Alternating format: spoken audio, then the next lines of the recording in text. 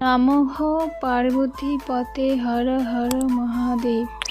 আমি স্বপ্না, আর আমি আজকে বৃহৎ শিব মহাপুরাণের দ্বাদশ অধ্যায়ের 16 নম্বর, 17 নম্বর এবং 18 নম্বর পাঠ করব। আজকে কার্তিকের জন্ম এবং দেব সেনাপতিত্ব এবং তারকাসুর বধ পাঠ করতে চলেছি। তো তোমরা সকলে চলে এসো শিবপুরাণের মধুর বাণী শ্রবণ করতে। শ্লোকটি হলো: ওং প্রিয়তাম দেবসেনানী সম্প্রদয়তু হৃদয়গতম রুদ্রপুত্র নমস্তেহস্ত শক্তিহস্ত নমস্ততে। শ্লোকটির অনুবাদ আজকে 16 নম্বর থেকে পাঠ করব, মানে 16 নম্বর পাঠ থেকে।